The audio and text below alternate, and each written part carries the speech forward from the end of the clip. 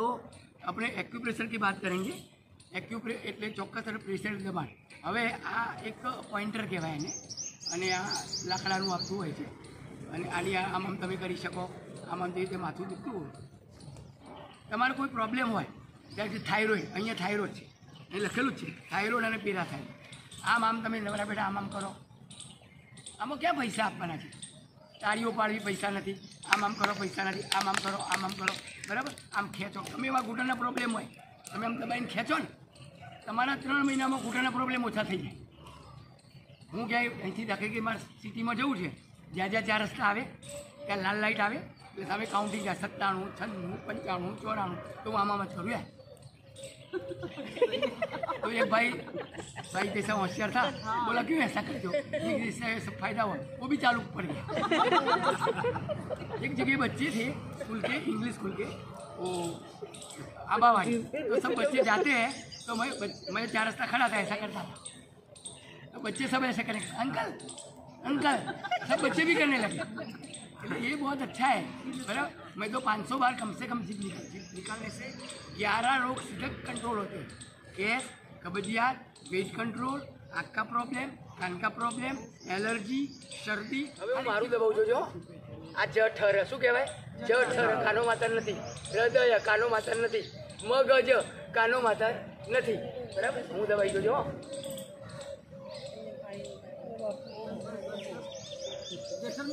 કશું થાય નહીં મને। હું અહીંયા રિવરફ્રન્ટ ઉપર ફ્લાવર શોમાં બેઠેલો અને ત્યાં 2 મુસ્લિમના ભાઈ આવ્યા, તો એક ભાઈને આમ દબાણ તો ઓલા કરીને ઊભો થયો, અને બીજાને આમ તો કંઈ જ થાય નહીં। પછી જેને કંઈ ના થયું મને શું કહે, મેં આપકો દાદા ભાઈ આપકો ચાચા અમે આપકો દબા આમ દવા ઊંચો થઈ જાય। મેં કોઈ પકડ લઈ જાય, અમને કંઈ નહીં થાય, અમે રોડ ઉપર બેઠા છે તાળી પાડશે। આ બધી વસ્તુ હું જમવા બેસું એટલે મારે 40 મિનિટ થાય। સવારે શું ખાવાનું તમને કહી દઉં, આખા દિવસની દિનચર્યા આપી દો। આજથી જેણે કરીને એના કોઈ પણ ગોળી કરતા હશે તો બંધ થઈ જશે, કોઈ પણ પ્રોબ્લેમ 100% સોલ્વ થવાની ગેરંટી, નો વોરંટી। અત્યારે બધે વોરંટી જ આવે, અમે ગેરંટી આપીએ છીએ। જે રીતે સવારે અત્યારે રાત્રે મેં બીટ, ગાજર, કાકડી, ટમેટા અને દૂધી રાત્રે એક ડોલમાં પલાળી દીધી પાણીમાં, સવારે એને બીજા પાણીથી વોશ કરી। કાકડીને જોઈ લેવાની, કડવી નથી, જોકે ખીરા લઉં છે એટલે કડવી આવવાના, પેલી આવી જાય। દૂધીને ચેક કરી, દૂધી પણ કડવી આવતી હોય છે અમુક। દૂધીને છોલી નાખવાની, કાકડીને છોલવાની જરૂર નથી, બીટને છોલી નાખવાનું, અને ગાજર એને છોલી નાખવાનું। પછી દરેકનો શાક બનાવીને આપણે મિક્સરમાં ક્રશ કરી દેવાનું, પછી અડધો ગ્લાસ પાણી રેડવાનું। બીજી વાડકીમાં કાળી દ્રાક્ષ 15 દાણા, અને આપણી જે સિંગ દાણા આવે છે એ 25 દાણા અંદાજે આમ કરીને લેવાના, એવું કંઈ ગણવાની જરૂર નથી। એ રાત્રે બીજા વાડકીમાં પલાળી દેવાના। બંને સવારે એ બી વોશ કરી, આ બધું મિક્સ કર્યું, અડધો ગ્લાસ પાણી રેડ્યું, મિક્સરમાં ક્રશ કર્યું, 500 ગ્રામ જેવો ઘટ જ્યુસ બન્યું, કેટલો? 500। પછી 2 વાડકા મમરા, 1 વાડકો ચોખાના મમરા, અને અત્યારે હવે રાગીના મમરા બી ડીમાર્ટમાં મળે છે, અને બીજા જુવારના મમરા, રાગીને જુવારનો 1 વાડકો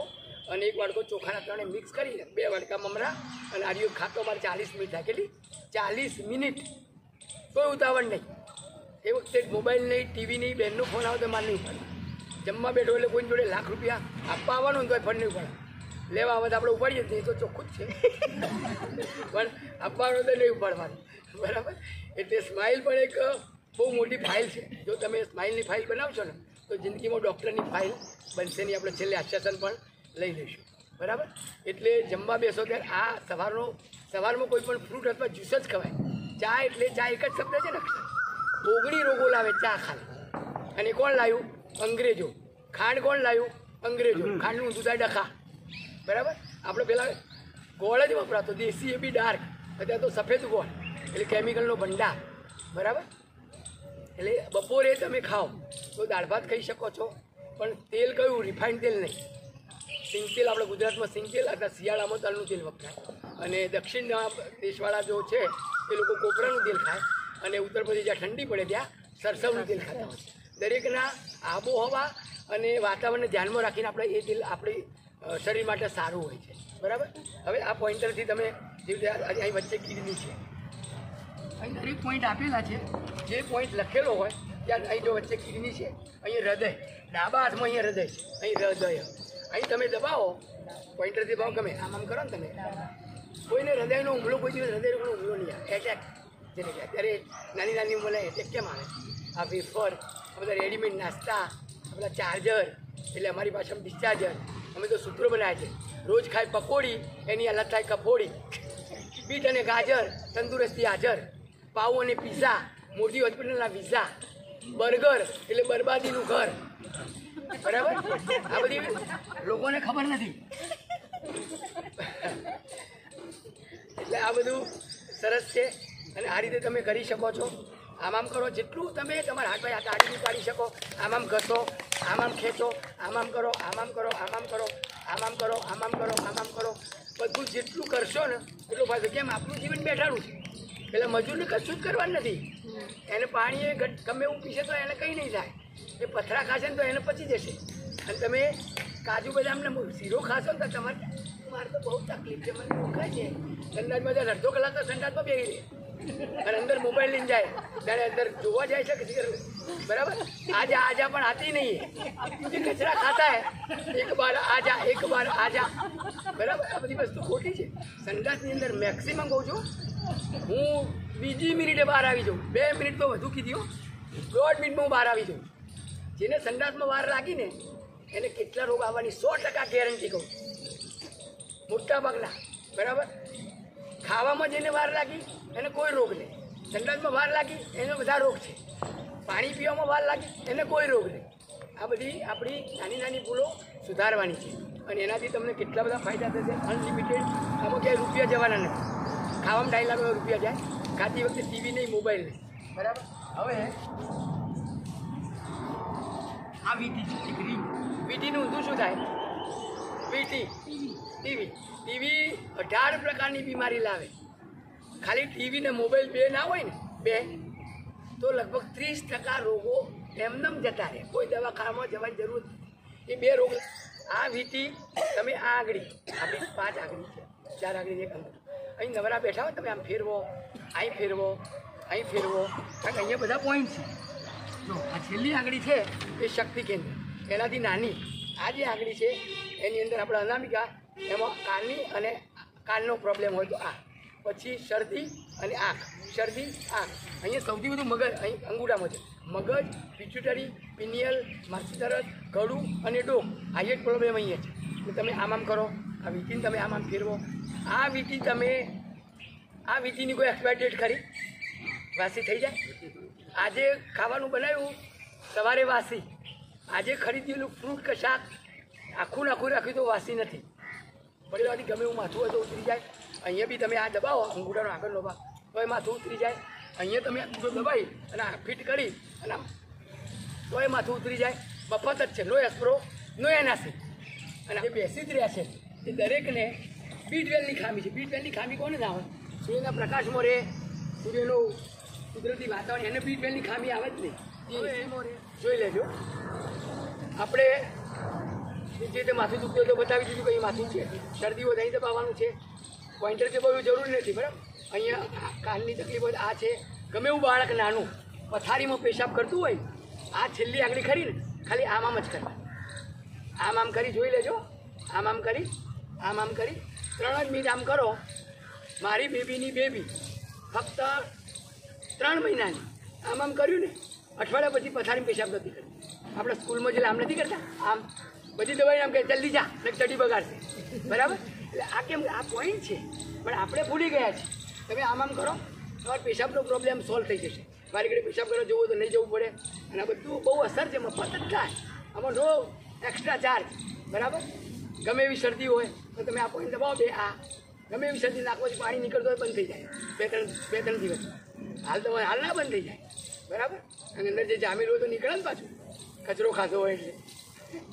બરાબર હવે આ જઠર પાચન શક્તિ નબળા બેઠો આ દબાવો બરાબર પછી આ અત્યારે આપણે બધી જે હું સવારે કરું છું બધું કરી દઈએ બધા તૈયાર રહેજો આરામ કરી દો અને જો પહેલાં તો આપણે શું કરીશું હવે સબ ખડે હો જાઓ તો અચ્છા રહે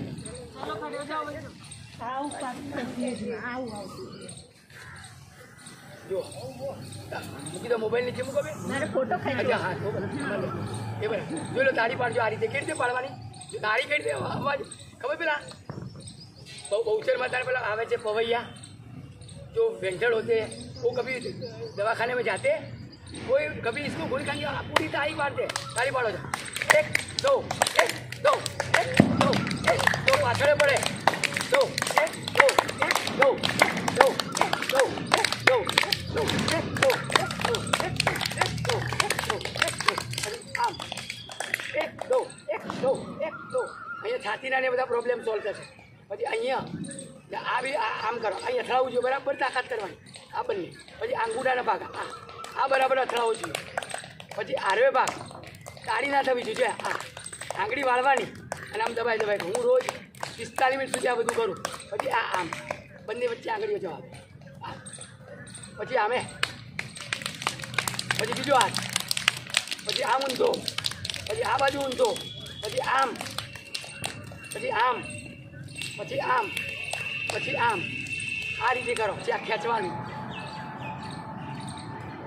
ઘૂંટણના પ્રોબ્લેમ જિંદગીમાં ના આવે 100 વર્ષે ઘૂંટણના પ્રોબ્લેમ નહીં આવે એની ગેરંટી આ કરી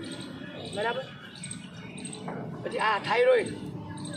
આમ ઊંધું સીધું ઊંધું સીધું ઊંધું સીધું કોઈ પણ દવાની જરૂર નથી તો બરાબર પછી આ કાંડું અહીંયા ગાયનેકના પ્રોબ્લેમ છે બાળકો ના થતા હોય એને બાળકો ના થતા હોય તો થાય કોઈ દવાની જરૂર નથી હવે એક રબારીનો છોકરો હતો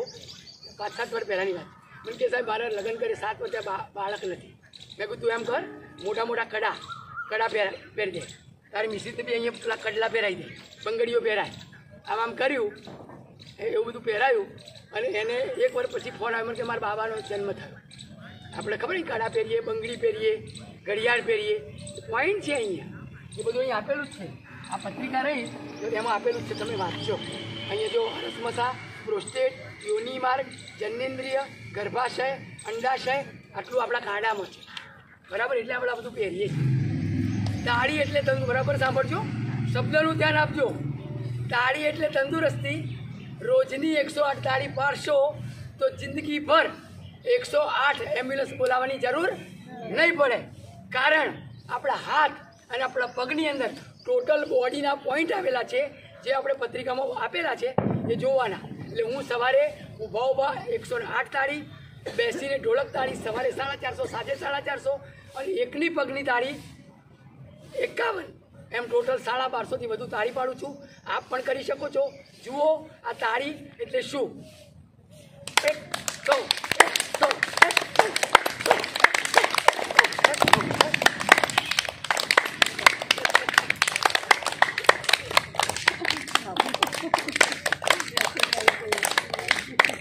આવી રીતે તાળીમાં હાથ કેવા થયા લાલ 2 જણી લાલ નોટ બચાવી હોય તો હવે હાથ લાલ થશે પછી આ બેસીને આનું નામ છે ઢોલક તાળી જોજો ઢોલક આવી હું 450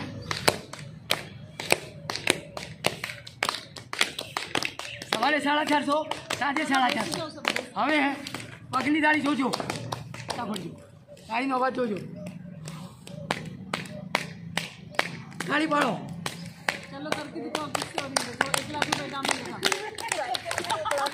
આ કરવાથી ટોટલ બોડીના પોઈન્ટ દબાઈ જાય એટલે પ્રોબ્લેમ સોલ્વ થાય અવાજ આવું જ આવો હવે હાથ પર ઘસો હાથ ઘસજો બરાબર ઘસો દિવાસળી સળગવી જોઈએ ઘસો બરાબર ઘસો ચહેરા ઉપર લગાવો તમારો ચહેરો કાજોલ જેવો બની જશે આ બેનો તો આ બેનનો બનવા માંડ્યો જુઓ કાજોલ જેવો ચહેરો બને પણ કરવું પડે બરાબર બીજું એક બતાવી કોઈ બી જગ્યાએ ખુરશીમાં બેસો આમ હાથ દઈને જ ઊભું થવાનું હાથ દઈને જ બેસવાનું ખુરશીમાં પણ ઘૂંટણ અને કમરને બચાવી હોય તો બરાબર अभी वज्रासन में कर दिया चलो वज्रासन में खुला हाथ कर देना दिल से હસવાનું પોતાના દિલથી હૃદયની લાગણીથી બરાબર કોઈ દબાણ કરે છે નહીં કરવાનું બરાબર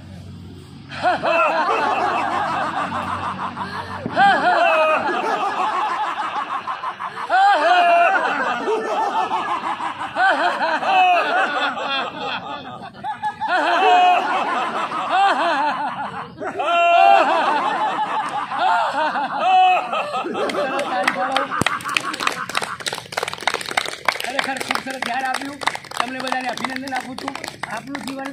છેલ્લા શ્વાસ સુધી સારું રહે એવી શ્રી ધન્વંતરી ભગવાનની પ્રાર્થના. સૌને નમસ્કાર અને વંદન. ગોવિંદભાઈ પ્રજાપતિ, નરોડા, અમદાવાદ. વંદે આયુર્વેદ. સૌને નમસ્કાર. ઓમ.